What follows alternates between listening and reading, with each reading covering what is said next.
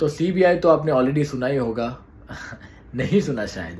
CBI यानी investigation bureau वाला CBI नहीं, लेकिन सिटीजनशिप बाय इन्वेस्टमेंट स्कीम वाला सीबीआई, यानी कि गोल्डन पासपोर्ट वाला सीबीआई, जिसको यूज करके आज के दिन पे ललित मोदी ने अपना इंडियन पासपोर्ट सरेंडर कर लिया है ministry of external affairs London में, और उन्हें मिल गई है सिटीजनशिप एक कंट्री जिसका नाम है वनुआतू का।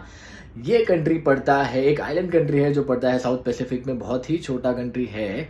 और ये कंट्री स्पेशलाइज करता है या अर्न करता है इस गोल्डन पासपोर्ट स्कीम के थ्रू, जिसमें बेसिकली ये होता है कि आप पैसा दे के और कुछ डॉक्यूमेंटेशन सबमिट करके कहीं पे भी बैठे बैठे बिना उस कंट्री में गए उस कंट्री का सिटीजनशिप खरीद सकते हो।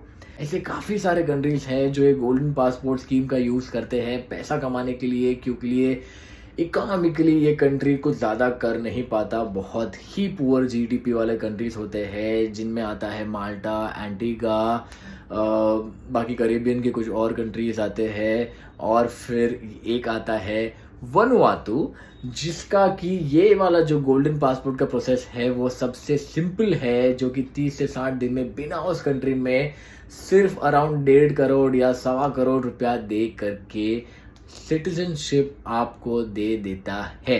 इनफैक्ट वनुआतू का जो पासपोर्ट है दैट इज रैंक्ड अराउंड 50 या 51, और वो स्ट्रॉन्गर पासपोर्ट है as compare to China, India, Indonesia और इवन सऊदी अरेबिया। यानी कि वनुआतू का सिटीजनशिप से एक वीज़ा फ्री एंट्री मिलता है ललित मोदी को 113 कंट्रीज में।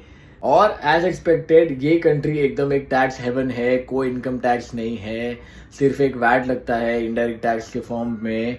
द गार्डियन की रिपोर्ट के अनुसार 2000 पासपोर्ट जो उन्होंने स्टडी किए थे, 2000 गोल्डन पासपोर्ट जो उन्होंने स्टडी किए थे, उसमें मेजॉरिटी पब्लिक सारी यही थे। कोई एक था जो सीरियन बिजनेसमैन था जिस पे यूएस ने सैंक्शंस लगाया था, वो भाग के आ चुका था।